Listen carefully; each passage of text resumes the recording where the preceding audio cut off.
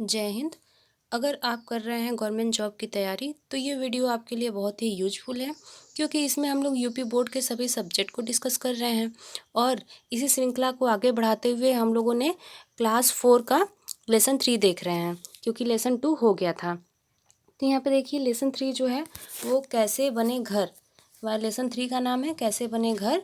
और यहाँ पे देखिए घर की जब बात करते हैं हम तो आवास, यहाँ पे वह स्थान जहाँ हम रहते हैं हमारा घर या आवास कहलाता है, जिससे हमें सर्दी गर्मी वर्षा आदि से हमारी सुरक्षा होती है। पहले के समय में क्या था कि लोग घर नहीं बनाते थे, वो लोग कहाँ रहते थे, पेड़ की शाखाओं घनी झाड़ियों गुफाओं में रहते थे। और धीरे धीरे बदलाव आता गया और जा कर के लोग धीरे धीरे क्या किए, घास फूस बल्ली के प्रयोग करके घर बनाने लगे, जिसे झोपड़ी कहते हैं। फिर इसी तरीके से और भी चेंजिंग आई, लेकिन इसमें देखिए जो हम लोगों को नोट करना है वो पॉइंट यहाँ पे है, ये मोस्ट इम्पॉर्टेंट है। इसे पॉइंट 1 कर सकते हैं आप अपने साथ। नोट करने के लिए अपनी सामग्री लेके बैठिए ताकि हम लोगों का नोट्स भी तैयार होता जाए। तो यहाँ पे देखिए पॉइंट 1 हो जाएगा, आज से लगभग 2500 वर्ष पूर्व, 2500 ईसा पूर्व विकसित सिंधु सभ्यता भारत की पहली नगरीय सभ्यता थी। भारत की पहली नगरीय सभ्यता क्या थी? सिंधु सभ्यता थी। ये मोस्ट इम्पॉर्टेंट है। और फिर उसके बाद इसकी विशेषता थी सुनियोजित नगर एवं भवन निर्माण व्यवस्था, समुचित जल निकास प्रणाली। तो ये देखिए यहाँ से ये मोस्ट इम्पॉर्टेंट रहेगा क्या, कि आज से लगभग 2500 ईसा पूर्व विकसित सिंधु सभ्यता भारत की पहली नगरीय सभ्यता थी। इस सभ्यता की प्रमुख विशेषता थी सुनियोजित नगर एवं भवन निर्माण व्यवस्था तथा समुचित जल निकास प्रणाली। तो सिंधु सभ्यता जो थी वो पहली भारत की पहली नगरीय सभ्यता थी। फिर आइए आगे चलते हैं हम लोग, कैसे बदले घर। तो यहाँ पे देखिए हम लोगों ने क्लास 3 में भी इस चीज़ को डिस्कस कर लिया है कि घर के प्रकार कितने होते हैं, कौन कौन से घर होते हैं। तो यहाँ पे देखिए वही चीज़ दिया हुआ है कि कुछ कच्चे घर होते हैं तो कुछ पक्के घर भी होते हैं। पक्के घर जो होते हैं वो बहुमंजिला, एक मंजिला, दो मंजिला, बंगला, ये सब क्या है, पक्के घर के प्रकार हैं। और उनकी बनावट, उनके आकार में भी तरह तरह के बदलाव रहते हैं। तो ये हो गया कि घर का कैसे, मतलब कि किस किस टाइप के घर हैं, या किस किस प्रकार के बदलते हुए किस तरीके से घर हैं।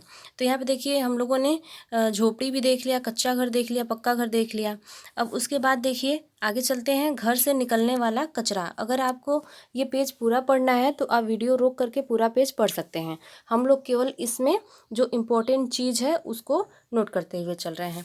तो घर से निकलने वाला कचरा, यहाँ पे देखिए हमारे दैनिक जीवन के विभिन्न कार्यों के दौरान कई अनुपयोगी पदार्थ बचते हैं, जिन्हें हम कचरा या अपशिष्ट पदार्थ कहते हैं।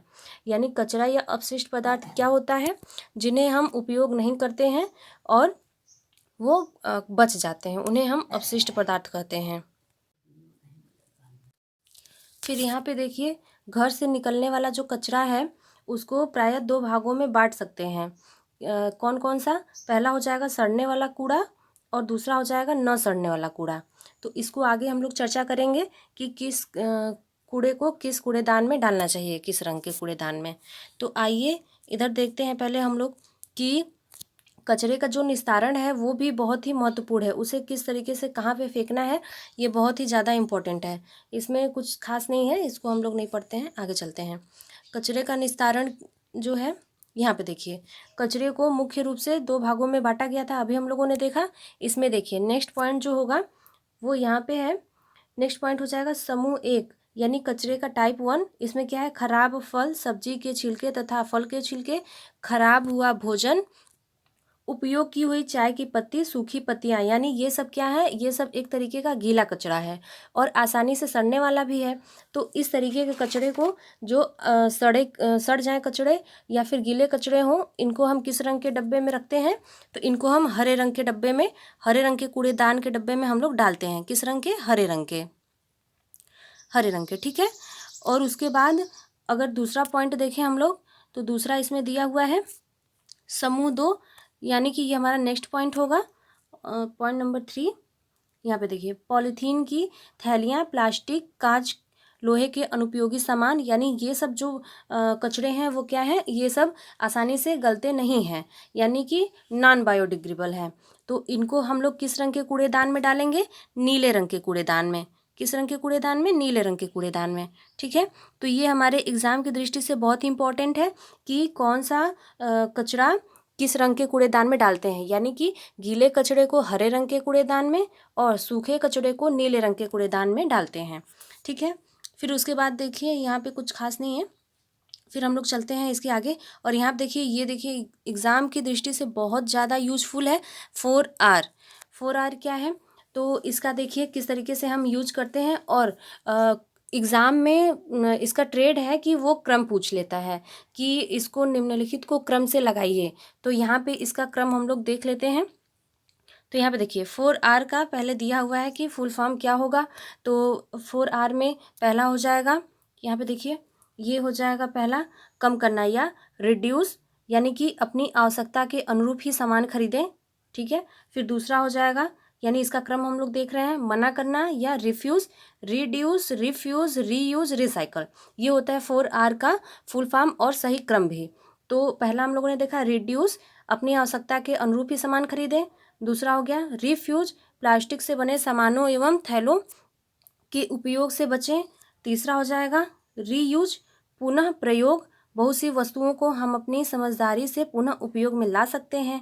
जैसे कि हमारे यहाँ न्यूज़पेपर वगैरह है तो उसका हम लोग कई प्रकार का फ्रेम वगैरह बना सकते हैं, या फिर प्लास्टिक है तो उनका भी हम लोग यूज कर सकते हैं। फिर फोर्थ है 4R है हमारा क्या, रिसाइकल, पुनः चक्रित करना।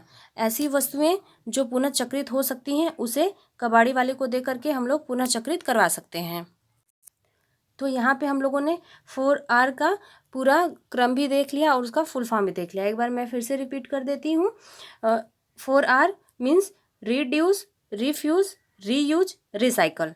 ठीक है, और फिर उसके बाद देखिए अब इससे रिलेटेड हमारा ये चैप्टर कंप्लीट हो गया है। अब इससे रिलेटेड जो हमारे एग्ज़ाम के लिए इम्पोर्टेंट है वो हम लोग क्वेश्चन कर लेते हैं। तो आइए क्वेश्चन कर लेते हैं। पहला क्वेश्चन है, भारत की पहली नगरीय सभ्यता थी। ऑप्शन ए महाजनपद काल, ऑप्शन बी सिंधु सभ्यता, ऑप्शन सी पाषाण काल, ऑप्शन डी आधुनिक काल।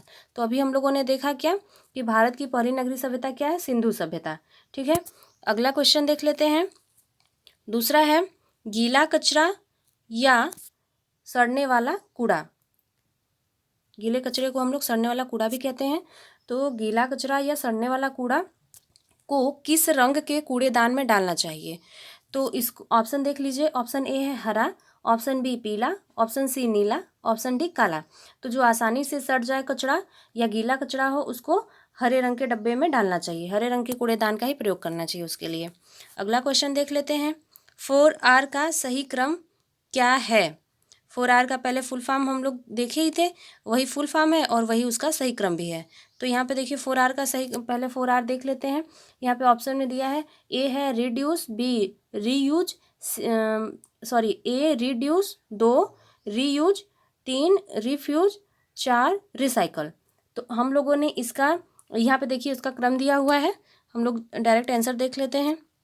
तो इसका देखिए हम लोगों को पता है क्या कि होता है रिड्यूस, फिर होता है रिफ्यूज, फिर होता है रिसाइकल, फिर रिड्यूस, रिफ्यूज, रीयूज, रिसाइकल। यानी कि 1, 3, 2 और 4 यही होगा। तो यहाँ पे देखिए हमारा ऑप्शन कहाँ पे मैच कर रहा है, ऑप्शन बी यहाँ पे मैच कर रहा है। रिड्यूस, कम करना, मना करना, पुनः प्रयोग करना, पुनः चक्रण करना। 1, 3, 2, 4। तो ये हमारा राइट आंसर हो जाएगा ऑप्शन बी। तो इस तरीके से हम लोगों ने क्लास 4 का लेसन 3 देख लिया। अब इससे रिलेटेड जो अगला वीडियो होगा उसको, अगला चैप्टर अगले वीडियो में हम लोग डिस्कस करेंगे। और आपको ये वीडियो कैसा लगा आप अपने कमेंट हमें ज़रूर दें। और तब तक के लिए जय हिंद।